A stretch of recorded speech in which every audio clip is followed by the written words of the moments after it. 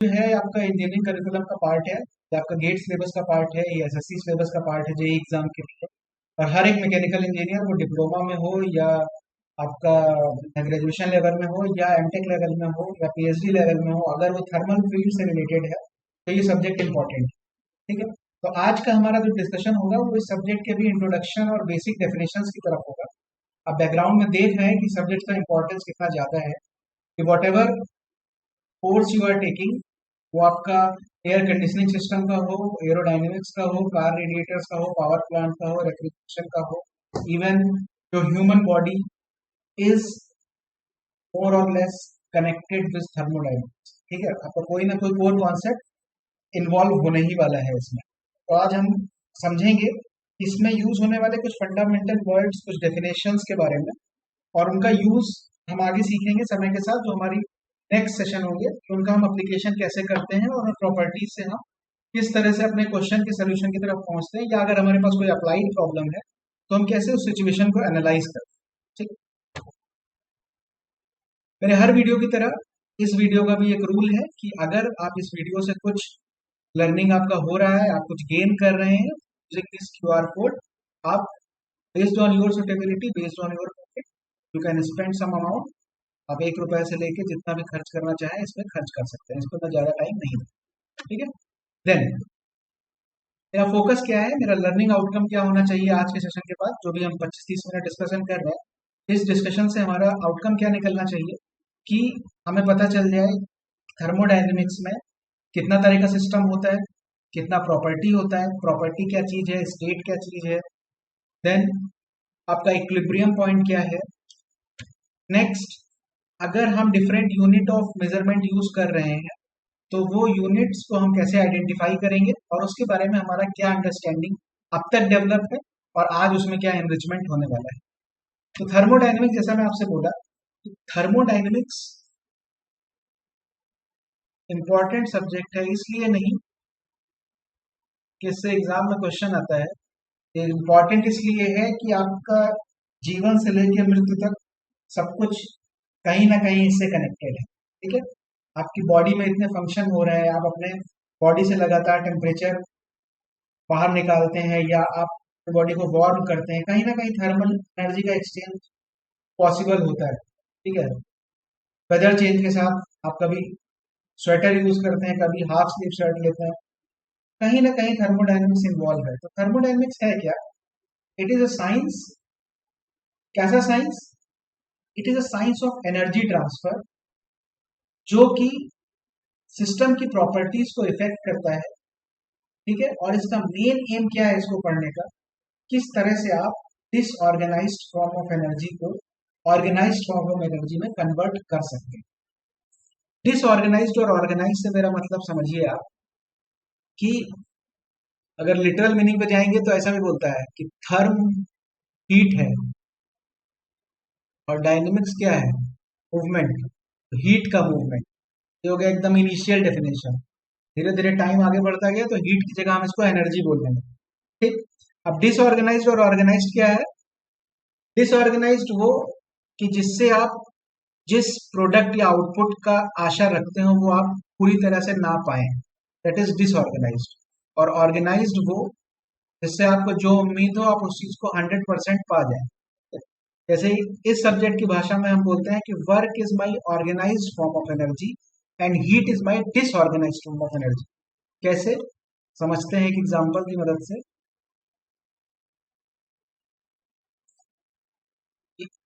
ये कंटेनर है बंद, इस कंटेनर में एक फैन लगा हुआ है।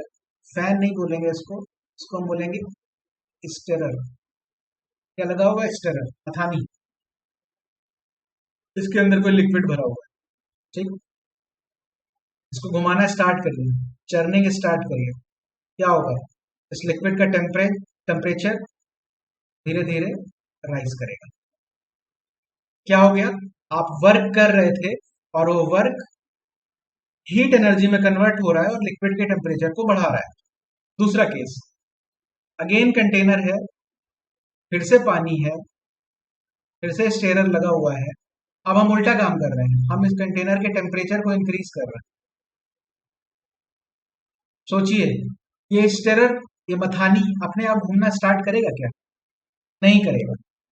तो ये एग्जाम्पल क्या दिखाता है कि मेरा हीट यहाँ पे डिसऑर्गेनाइज्ड फॉर्म ऑफ एनर्जी है, और जो वर्क हम यहाँ पे कर रहे थे मथानी घुमाने को, ये मेरा था ऑर्गेनाइज्ड फॉर्म ऑफ एनर्जी। ठीक है, समझ गया ना? तो जब सागर मंथन हुआ तो इसीलिए सब कुछ निकल के बाहर आया, क्योंकि आप वर्क कर रहे थे, ऑर्गेनाइज्ड फॉर्म ऑफ एनर्जी थी। ठीक है, देवता असुर दोनों साइड से लगे हुए थे उसको घुमाने के लिए पत्थर को, जो आपका पर्वत था, और आपका ऑर्गेनाइज्ड फॉर्म ऑफ एनर्जी होने के कारण आपको उसमें से प्रोडक्ट लगातार मिलता चला जाए। ठीक, प्रोडक्ट अपने आप निकल के बाहर नहीं आ रहा था। छोड़िए, आगे बढ़ते हैं। अब थर्मोडायनेमिक सब्जेक्ट पढ़ने में हमें कुछ चीजें जाननी होती हैं कि लाइक सिस्टम क्या है। सिस्टम हमारा होता है कि whatever you want to study, मतलब it is a region in space upon which you want to concentrate. आप जिस भी चीज पे अपना फोकस लगाना चाहते हो वही है आपका सिस्टम। ठीक है, अगर पढ़ाई कर रहे हो तो आपका सिस्टम उतना देर के लिए आपका बुक बन जाता है।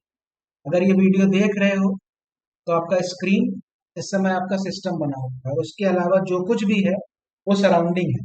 ठीक, तो everything external to the system is surrounding. Then boundary. Boundary क्या है? सिस्टम और सराउंडिंग के बीच there is a separation between system and surrounding, इसको हम बोलते हैं बाउंड्री।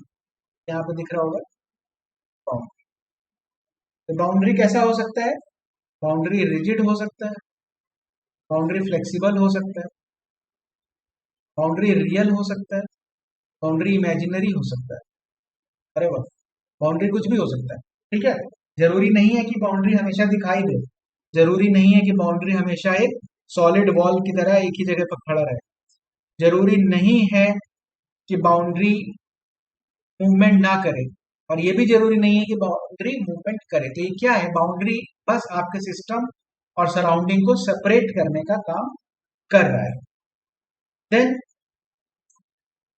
Close system. तो जो हम बोले सिस्टम, तो अभी उस सिस्टम को हम तीन और पार्ट में तोड़ते हैं। तो उसका पहला पार्ट है क्लोज सिस्टम। क्लोज सिस्टम मतलब कि यहाँ पे मास या एनर्जी, इन दोनों में से मास का ट्रांसफर बिल्कुल भी पॉसिबल नहीं। क्लोज सिस्टम से मास का ट्रांसफर पॉसिबल नहीं है। क्या लिखा हुआ है? A system that contains same matter, इसके अंदर रहने वाला मैटर सेम है। तो यहाँ पे सिस्टम इसने क्या बनाया है?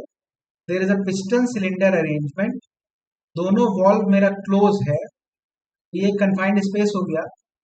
देन ये इसका बाउंड्री है। अगर इसको मैं अलग कलर से दिखाऊं, लाल पीला किया जाए, तो ये अलग कलर से अगर मैं दिखा रहा हूं, ये मेरा बाउंड्री है।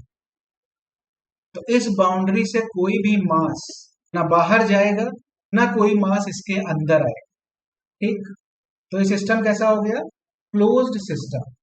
अ piston cylinder arrangement with closed valve, या बोल सकते हो without valve, that is your close system. No transfer of mass. Then इसका एक स्पेसिफिक केस है जिसको हम बोलते हैं आइसोलेटेड सिस्टम। आइसोलेटेड सिस्टम में क्या है कि इसमें special type of close system है that does not interact in any way with its surrounding. तो क्लोज सिस्टम में क्या हो रहा था कि मास का आवागमन संभव नहीं था, लेकिन एनर्जी, कौन सा एनर्जी? वो हीट एनर्जी हो सकता है या वो वर्क एनर्जी हो सकता है, उसका ट्रांसफर पॉसिबल था in case of close system. Heat और वर्क कैसे? गैस भरा हुआ पिस्टन सिलेंडर अरेंजमेंट है, अगर आप इसको हीट करोगे तो क्या होगा? गर्म होगा गैस, जाहिर सी बात है। अगर आप ये नीचे लगा हुआ क्रैंकशाफ्ट को घुमाओगे तो गैस कंप्रेस होगा, पॉसिबल है, लेकिन गैस का क्वांटिटी कम या ज्यादा नहीं। तो क्लोज सिस्टम में मास फिक्स हो गया, पर एनर्जी का ट्रांसफर हो सकता है।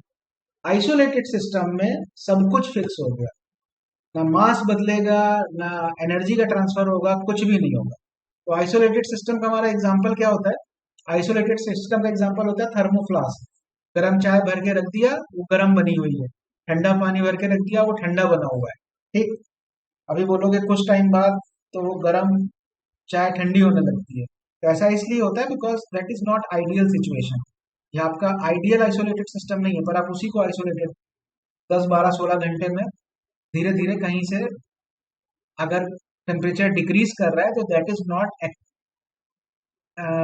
इज नॉट गुड, पर वो होता है, आइडियल सिचुएशन में वैसा होता है। ठीक।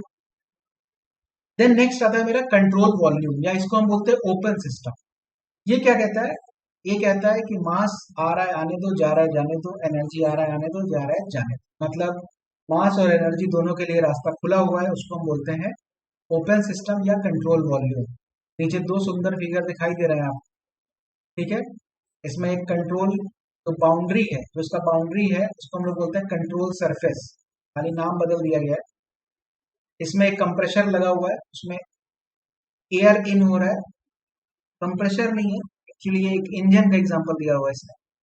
तो एक इंजन लगा हुआ है जो एयर इन कर रहा है और आपका फ्यूल इन कर रहा है, पेट्रोल इंजन मान लीजिए है तो एयर फ्यूल मिक्सचर उसको मिल रहा है। देन एक एग्जॉस्ट गैस है, तो गैसेस बाहर भी जा रही है, गैसेस अंदर भी आ रही है, तो ये हो गया मास ट्रांसफर। दूसरा, जब ये इंजन चलेगा तो पावर प्रोड्यूस करेगा और आपका ड्राइव शाफ्ट को घुमाएगा, तो आपका एनर्जी ट्रांसफर भी होगा। ठीक है। तो अगर आपका मास और एनर्जी दोनों ट्रांसफर हो रहा है तो उसको हम बोलते हैं ओपन सिस्टम या कंट्रोल वॉल्यूम। इसको क्या डिफाइन करते हैं कैसे? A given region of space through which mass flows, mass may cross the boundary of control volume. ठीक। इसके बारे में समझेंगे हम इस सब्जेक्ट में आगे। Then microscopic and microscopic. तो देखिए, हम लोग जो थर्मोडायनेमिक्स पढ़ते हैं अपना अंडर ग्रेजुएट लेवल पे या डिप्लोमा लेवल, उसमें हम लोग बात करते हैं कि हम किस तरह के व्यूज के बारे में जानना चाहें।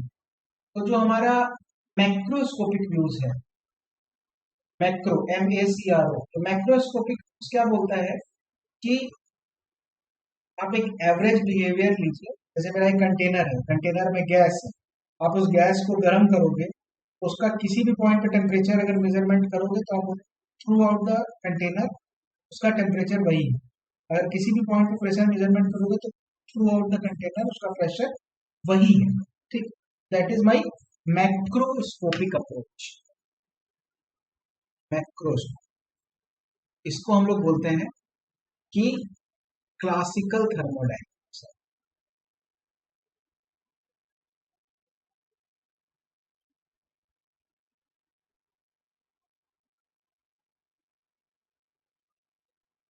ठीक। इसको हम लोग बोलते हैं क्लासिकल थर्मोडायनेमिक्स। तो दूसरा माइक्रोस्कोपिक अप्रोच है। माइक्रोस्कोपिक अभी हमारे खास काम का नहीं है। इसमें हम लोग क्या करते हैं? Behaviour of individual molecule consider करते हैं और थ्रू स्टैटिस्टिकल मेथड आप इसके बिहेवियर को आप पढ़ते हैं। तो ये कहाँ पे, जैसे आप बहुत ऊंचाई पे चले गए, बहुत ऊंचाई पे चले जाएंगे तो क्या होगा? आपका डेंसिटी कम होने लगेगा। तो डेंसिटी कम होगा जहां पे, तो वहां पे क्या होगा? एक कंटेनर के अंदर जो मॉलिक्यूलर मूवमेंट है उसका मीन फ्री पाथ और जो दो मॉलिक्यूल्स के बीच का डिस्टेंस है वो लगभग कंपेरेबल हो जाए, तो आप वहां पे इस माइक्रोस्कोपिक अप्रोच के बारे में बात करते हैं। ठीक। तो इसको बारे में अभी हम इस कोर्स में ज्यादा ध्यान नहीं देंगे, हमारा ध्यान देने का टॉपिक है मैक्रोस्कोपिक। यहाँ पे दिया हुआ है engineering thermodynamics predominantly uses the macroscopic approach, यही समझना है अपने को। क्यों? क्योंकि हमारे पास प्रेशर मेजरमेंट के लिए प्रेशर गेज है, टेम्परेचर मेजरमेंट करने के लिए थर्मोमीटर है। तो अभी हम तैयारी करते वक्त स्टैटिस्टिक्स नहीं पढ़ेंगे ज्यादा, नॉर्मली थर्मोडायनेमिक्स पढ़ेंगे क्लासिकल वे में। ठीक है।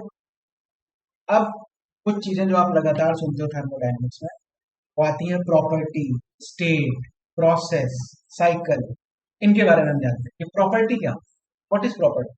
अगर आपसे कोई बोल रहा है कि थर्मोडायनेमिक्स में ये प्रॉपर्टी है, प्रॉपर्टी का क्या मतलब?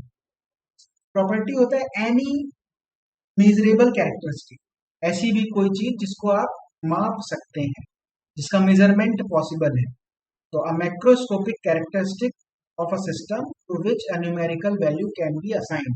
जैसे प्रेशर इतना बार है, इतना psi है, टेम्परेचर इतना डिग्री सेल्सियस है, वॉल्यूम इतना लीटर है, तो आप मेजरमेंट कर पा रहे हैं, तो दैट इज माई प्रॉपर्टी। ठीक। फॉर द सिस्टम, जो नीचे बना हुआ है एक गैस है, बाउंड्री बना हुआ है, तो इसके लिए हम क्या, इसका मास मेजरमेंट कर सकते हैं, वॉल्यूम, एनर्जी, प्रेशर, टेम्परेचर। तो ये सारा मेरा क्या हो गया, प्रॉपर्टी।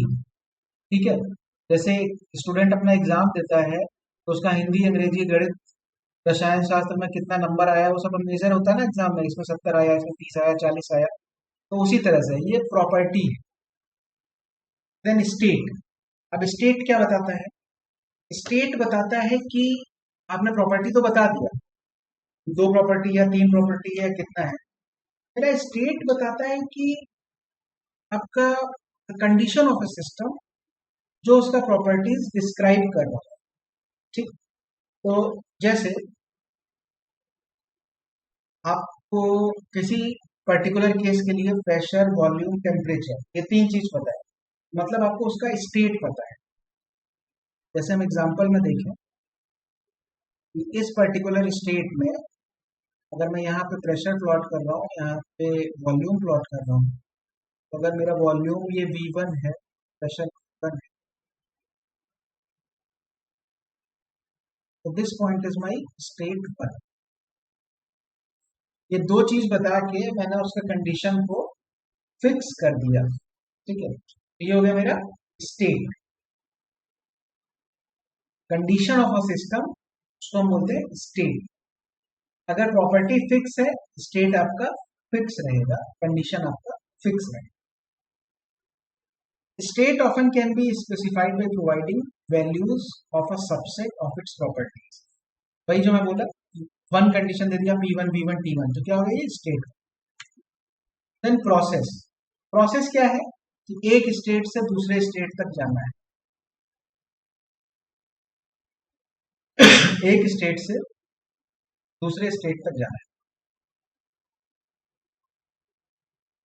ऐसे जा सकते हो, ऐसे जा सकते हो, ऐसे जा सकते हो, ऐसे जा सकते हो। तो ये सारा क्या है, all these are process. Process क्या हुआ, a change of state is known as process. A transformation from one state to other is known as process. When any of the property of system changes, the state changes and the system is said to have undergone a process। आप कोई भी बदलोगे, volume बदला तब भी change होगा, pressure बदला तब भी चेंज होगा, उसको हम लोग बोलते हैं प्रोसेस। तो यहाँ पे एग्जांपल में देखिए स्टेट 1 और स्टेट 2 क्या डिफरेंस आया है कि गैस का वॉल्यूम इंक्रीज करेगा। इनिशियल कंडीशन अगर P1 V1 T1 था, फाइनली P2 V2 था, तो किसी प्रोसेस के थ्रू ये चेंज हुआ है। वही प्रोसेस आगे चल के हम पढ़ते हैं कि प्रोसेस एडियाबैटिक है कि आइसोथर्मल है कि आइसोकोरिक है या आइसोबारिक है। ठीक, देन हमने सबसे पहले क्या समझा, प्रॉपर्टी। प्रॉपर्टी क्या था, प्रॉपर्टी था कोई भी ऐसा कैरेक्टरिस्टिक वैल्यू जिसको हम लोग न्यूमेरिकली मेजरमेंट कर पाए, वो था मेरा प्रॉपर्टी। तो प्रॉपर्टी कैसा कैसा हो सकता है, प्रॉपर्टी हो सकता है एक्सटेंसिव और प्रॉपर्टी हो सकता है इंटेंसिव।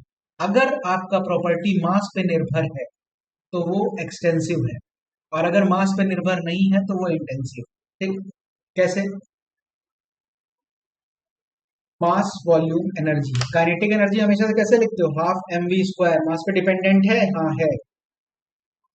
मास, तो मास पे डिपेंडेंट है ही है। वॉल्यूम, अगर आप ज्यादा वेट लोगे तो वॉल्यूम भी ज्यादा होगा। ठीक है, तो वॉल्यूम भी डिपेंडेंट है। इंटेंसिव प्रॉपर्टी क्या है, इंटेंसिव प्रॉपर्टी है अगर मास पे डिपेंडेंट नहीं है। जैसे डेंसिटी, आप अपने घर में आने वाले पानी को बाल्टी में लीजिए, मग्गे में लीजिए, ग्लास में लीजिए, फ्रिज की बोतल में लीजिए, हर पानी का डेंसिटी सेम रहेगा। प्रेशर, टेम्परेचर, अगर आप सेम जगह से क्वांटिटी ले रहे हैं तो ये वैल्यू सेम रहने वाली। इसको समझने का आसान तरीका इंटेंसिव एक्सटेंसिव कि ये मेरे पास एक कंटेनर था, ठीक है, प्रॉपर्टीज इसमें था मास m, volume v, pressure p, temperature t, इस तरह से। अब मैं समझना चाहता हूँ इसको, तो मैंने कुछ देर के लिए मान लिया कि दो हिस्सों में है।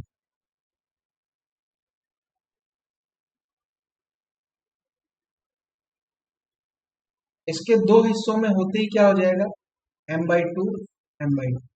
वॉल्यूम क्या हो जाएगा, v/2 v/2। प्रेशर चेंज होगा क्या, होगा क्या, नहीं होगा, चलती रहेगा। टेम्परेचर चेंज होगा, नहीं होगा। डेंसिटी चेंज होगा, नहीं होगा। तो जो चेंज हो रहा है वो एक्सटेंसिव है, जो चेंज नहीं हो रहा है वो इंटेंसिव है। समझ में आया? समझ में आया, ठीक। तो एक्सटेंसिव मास पे निर्भर करेगा, इंटेंसिव मास पे निर्भर नहीं करेगा, ठीक। अगर तुम किन्हीं दो एक्सटेंसिव प्रॉपर्टी का रेशियो ले लो, ठीक, काइनेटिक एनर्जी और मास का रेशियो ले लो। Kinetic energy half m v square mass m, ये कोई प्रॉपर्टी बन गया, प्रॉपर्टी बन गया ये पी, पी तो प्रेशर हो जाएगा। कोई प्रॉपर्टी बन गया जेड, ठीक है। मास मास कट गया, अभी क्या बचा, हाफ वी स्क्वायर। मास पे निर्भरता बचा नहीं बचा। दैट मीन्स सिंपल, एक पॉइंट नोट करो कि ratio of two extensive property is always intensive, पहला चीज। दूसरा चीज क्या है, जितना भी मेरा स्पेसिफिक प्रॉपर्टीज होता है, जैसे specific volume, specific internal energy, specific weight, ये सब क्या है, ये अपने आप ही इंटेंसिव है। स्पेसिफिक लगाने का मतलब हो गया कि आप पर यूनिट मास का बात वहां पे करने जा रहे हैं, तो वो अपने आप ही इंटेंसिव प्रॉपर्टी हो गया। तो जो जो टर्म यहाँ पे समझ में नहीं आ रहा है, वो जब आप पूरा कोर्स पढ़ते जाएंगे तो समझ में आता जाएगा। सो डोंट वरी, बेसिक फंडा पकड़ते चलना है, ठीक है। तो प्रॉपर्टी के बारे में हम लोग क्या क्या सीखे, इसको मेजरमेंट कर सकते हैं, और इंटेंसिव एक्सटेंसिव होता है, और प्रॉपर्टी मेरा पॉइंट फंक्शन है, मतलब ये रास्ते पे निर्भर नहीं करता है कि पॉइंट वन से भाई, अगर तुम्हारा यहाँ पे प्रॉपर्टी P1 V1 है और ये मेरा स्टेट वन था, और स्टेट टू पे प्रॉपर्टी P2 है, ये स्टेट टू था, तो अब वन से टू तुम उड़ के जाओ, तैर के जाओ, रोड से जाओ, कैसे भी जाओ, जब टू पे पहुंचोगे तो प्रॉपर्टी का वैल्यू P2 V2 T2 ही होगा, मतलब पीछे से आए हुए रास्ते पे निर्भर नहीं कर रहा है। That means these are independent of path history, path की हिस्ट्री से इसका कोई संबंध नहीं है। तो प्रॉपर्टीज आर पॉइंट फंक्शन, समझ गए, ये स्टेट फंक्शन है। क्लियर? तो और समझाऊंगा अभी। देन आता है इक्विलिब्रियम। इक्विलिब्रियम मतलब सामंजस्य, सामंजस्य मतलब जो घटन विघटन होना है सब हो चुका है, अभी चीजें स्थिर हो गई हैं। When a system is isolated it does not interact with its surrounding, जो चेंज होना है हो चुका है, जो टेम्परेचर प्रेशर फोर्स सब कुछ चेंज हो चुका है। अब क्या हो गया है, सिस्टम एकदम रुक गया है, उसको बोलते हैं इक्विलिब्रियम। और ये इक्विलिब्रियम कितने तरह का होता है, ये तीन तरह का होता है। अगर टेम्परेचर की इक्विलिब्रियम की बात करें, दैट मीन्स कोई हीट का फ्लो नहीं हो रहा होगा। अगर मैकेनिकल इक्विलिब्रियम का बात कर रहे हैं तो कोई अनइक्वल फोर्स और प्रेशर वहां पे एग्जिस्ट नहीं करता होगा। और अगर केमिकल इक्विलिब्रियम का बात कर रहे हैं तो कोई भी केमिकल पोटेंशियल ऐसा नहीं होगा जो अनबैलेंस्ड हो, जो एनर्जी इक्वेशन को आगे बढ़ाकर ले चले।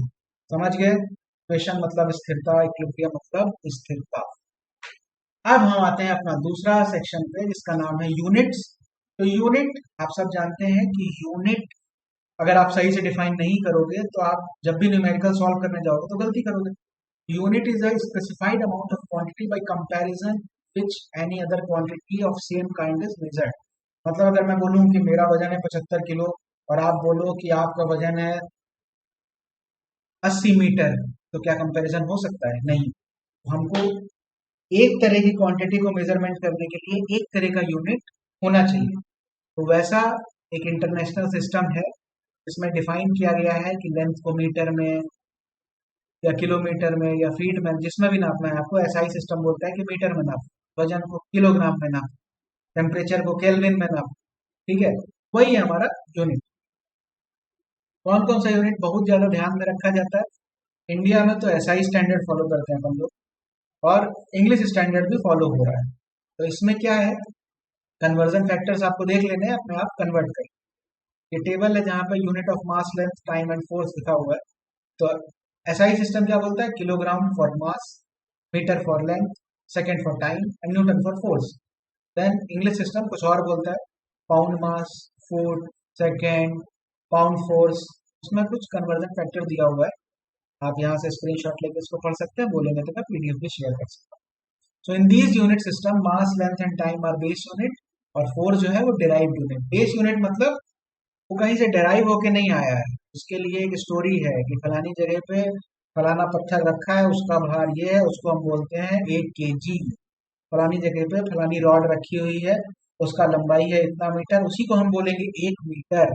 समझे? मतलब कुछ है कन्वेंशन जो बड़े प्रबुद्ध लोगों ने बैठ गए एक जगह पे और डिसाइड कर लिया, 17-18 कंट्री के लोगों ने, कि इसको हम बोलेंगे 1 मीटर, इसको हम बोलेंगे 1 kg। ऐसा नहीं है कि सब अपने अपने घर में डिसाइड कर रहे हैं। तुम बोलोगे हमारा ये वाला वजन 1 kg का है, वो बोलेगा नहीं ये वाला ये नहीं। तो स्टैंडर्डाइज करने के लिए, चीजों को एक ग्राउंड पे लाने के लिए, जो आपका इंटरनेशनल सिस्टम है, वहां से निर्धारित हुआ कि हमारी 5 क्वांटिटी हैं जो फंडामेंटल है। कौन कौन सी? मास, लेंथ, टाइम, टेम्परेचर एंड, और कौन सा? Illumination intensity. ठीक है? और मोल जिसको बोलते हो आप, जिसमें आप मोल जिसको आपका नंबर ऑफ मॉलिक्यूल्स मेजरमेंट करने के लिए जिसको यूज करते हैं। ठीक है? ये सब आपकी फंडामेंटल। इसके अलावा जो निकल के आई वो हो गई derive. Then density and specific volume. Specific किसी के आगे लगा दिया तो उसका साइज छोटा कर देंगे। ठीक है? बड़ा भी नहीं लिखेंगे, इसको स्मॉल भी लिखेंगे।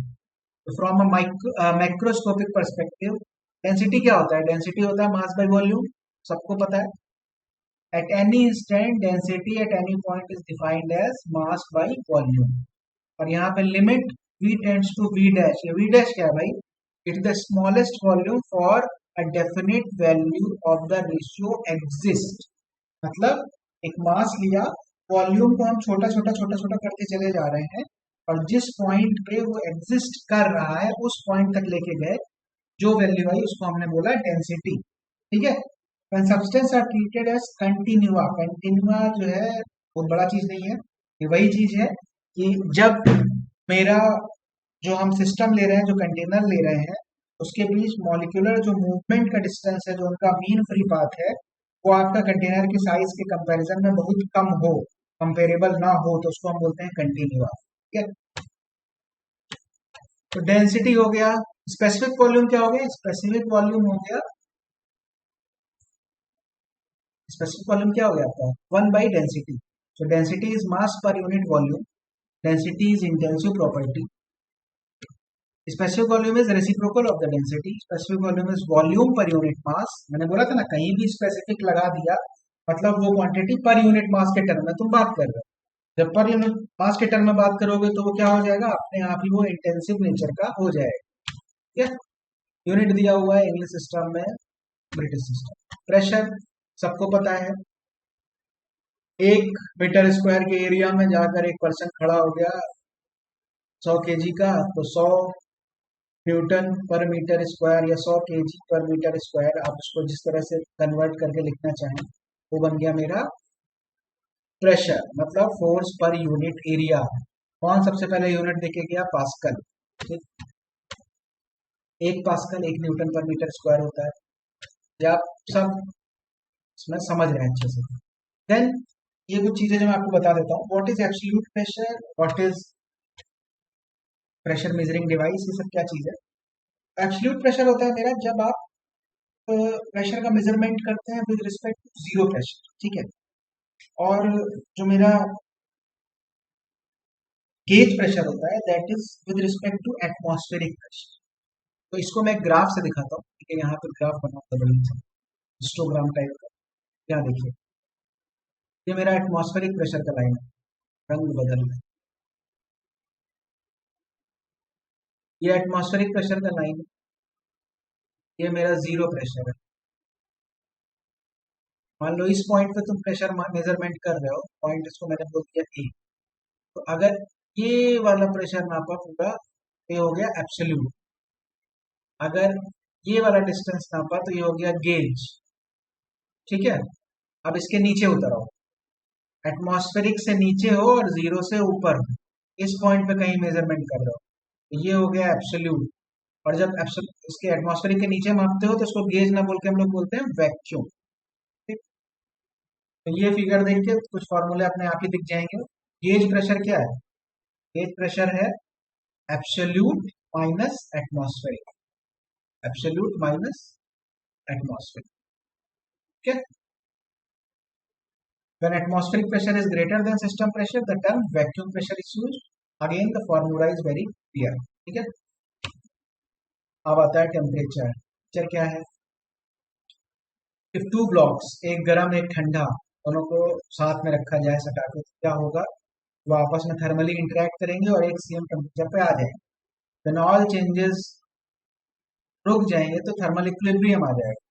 तो temperature is a physical property that determines कि दो ऑब्जेक्ट मेरा थर्मल इक्विलिब्रियम में है या नहीं। फिर कॉन्सेप्ट आता है थर्मोमीटर का। थर्मोमीटर क्या है? थर्मोमीटर है any object with at least one measurable property that changes as it temperature changes can be used as thermometer. मतलब कोई भी डिवाइस जिसको आप गर्म या ठंडा करो, उसकी कोई एक प्रॉपर्टी चेंज होती विद टेम्परेचर, उसको हम लोग बोल देंगे थर्मोमीटर। और ऐसी प्रॉपर्टी को हम लोग क्या बोलते हैं? ऐसी प्रॉपर्टी को हम लोग बोलते हैं थर्मोमेट्रिक प्रॉपर्टी। ठीक है। और इंस्ट्रूमेंट को बोलते हैं थर्मोमीटर। क्लियर है ना भाई? सो in measuring any temperature, the parameter which varies with the temperature is found first. कौन सा पैरामीटर है जो वेरी हो रहा है? And with the help of this parameter हम टेम्परेचर को फाउंड कर लेते हैं। उसको जो प्रॉपर्टी यूज कर रहे हैं उसका हम बोलते हैं थर्मोमेट्रिक प्रॉपर्टी। ठीक है भाई? सब यहाँ पे लिखा हुआ है। Example, liquid in glass thermometer, बढ़िया फिगर बना हुआ है। It consists of a glass capillary tube connected to a bulb filled with liquid and sealed at the other end. Space above the liquid is occupied by vapor of the liquid or inert gas. जब temperature बढ़ेगा तो क्या होगा? ये length change करेगा और उसका हम लोग कैलिब्रेशन कर लेंगे कि कितना लेंथ चेंज, मतलब क्या टेम्परेचर है। तो this L is the thermometric property. इसी तरह अदर टाइप के थर्मोमीटर होते हैं हमारे, थर्मोकपल, थर्मिस्टर, रेडिएशन थर्मोमीटर। ठीक है। देन और क्या होता है? रेजिस्टेंस थर्मोमीटर लिखा हुआ है यहाँ पे। टेम्परेचर का कुछ स्केल होता है, kelvin scale, Rankine scale, degree Celsius, Fahrenheit. उसको देखिए आप, एक बढ़िया से सुंदर सा बना हुआ फोटो देखिए, जूम कर दिया है आप लोग की। तो क्या है? सबका एब्सोल्यूट जीरो। केल्विन का जो जीरो है, सेल्सियस का -273 है, रैंकाइन का जीरो है, और फ़ारेनहाइट का -459 है। ठीक है। और 100 वाले को बोलते हैं हम लोग, डिग्री सेल्सियस में जो 100 है उसको बोलते हैं स्टीम पॉइंट। स्टीम पॉइंट का वैल्यू देख लीजिए एक बार, एब्सोल्यूट जीरो का वैल्यू देख लीजिए एक बार, और एक ट्रिपल पॉइंट का वैल्यू लीजिए। ट्रिपल पॉइंट कहाँ क्या होता है? इस पे वाटर की तीनों अवस्थाएं एक साथ एग्जिस्ट कर, उसको बोलते हैं ट्रिपल पॉइंट। कितना दिया हुआ है यहाँ पे? तो देख लीजिए। ठीक। तो रैंकाइन क्या है? 1.8 टाइम्स केल्विन का टेम्परेचर, इसीलिए वहां पे जो यहाँ पे 373 है वहां पे 671 है। Very simple. देन ये बेसिक अंडरस्टैंडिंग के बाद अब हम जब कोर्स में आगे पढ़ेंगे तब हम आगे देखेंगे वर्क ट्रांसफर क्या है, हीट ट्रांसफर क्या है, फर्स्ट लॉ क्या है, सेकेंड लॉ क्या है, एंट्रोपी क्या है, अवेलेबिलिटी क्या है, एक्सर्जी क्या है, एनर्जी क्या है। देन हम जाएंगे अप्लाइड की तरफ कि आईसी इंजन में जो साइकिल बनता है, देखते ना, ऑटो साइकिल, डीजल साइकिल, फलाना साइकिल, ढिमकाना साइकिल। साइकिल मतलब क्या है? चार ठो प्रोसेस होगा। चार ठो प्रोसेस होगा मतलब चार डिफरेंट स्टेट होगा। स्टेट के लिए कुछ कुछ प्रॉपर्टी चाहिए होगा। तो आज हम सीख गए कि प्रॉपर्टी क्या है, हम सीख गए कि स्टेट क्या है, हम जान गए कि प्रोसेस क्या है। बस हमको ये जानना बचा है कि प्रोसेस कितने टाइप का होता है और वो डिफरेंट टाइप के प्रोसेस में हम लोग वर्क और हीट का कैलकुलेशन कैसे करते हैं। इतना समझ गए बस हमारी बम बम। ठीक है। देन प्रॉब्लम सॉल्विंग मेथडोलॉजी, क्या करना है? पहले प्रॉब्लम पढ़ना है, उसके बारे में सोचना है, और जैसा मैं बता रहा था अपना स्पीड टाइम और डिस्टेंस वाले प्रॉब्लम में, तो फोटो बनाना है पॉसिबल हो जाए तो यहाँ पे ग्राफ बना लो। Find state what is to be determined, आपको क्या पता करना है वो तो पता करो। देन बन गया फोटो। देन अजम्पशन लिखो अपने, क्या अजम्पशन लेके चल रहे हो यहाँ। ठीक है। बहुत सारा अजम्पशन हम लोग हमेशा आइडियल कंडीशन मान के तो क्वेश्चन सॉल्व कर डालो, तो वो अपना लिख डालो कि ये हमने माना ऐसा कंडीशन। ठीक। देन एनालाइज करो और अपना आंसर लिखो। Thanks for today's session. अभी हम क्या करेंगे, आपको based on the feedback on this session, आप अगर क्वेश्चन पूछना चाहते हैं तो कमेंट बॉक्स में लिखिए। और इसके बाद हम चैप्टर वाइज ही प्रोसीड करेंगे। हमको कोई जल्दी नहीं है। आपको कोई टॉपिक पढ़ने का जल्दी है तो आप कमेंट में मेंशन कर दीजिए। अदरवाइज हम रेगुलर इंटरवल पे डालेंगे और we will practice sufficient number of problems, जिससे आपको कोई प्रॉब्लम नहीं आएगा, न गेट में, न एसएससी में, न कोई भी ऐसा एग्जाम जहाँ थर्मोडायनेमिक्स का क्वेश्चन आना है। ये कंप्लीट कोर्स देखने के बाद आपको कोई दिक्कत नहीं आएगा। बट पेशेंस के साथ देखना है, सीखना है, क्वेश्चन करना है और आगे बढ़ना है। ठीक है, ये मेरा थैंक यू स्लाइड है।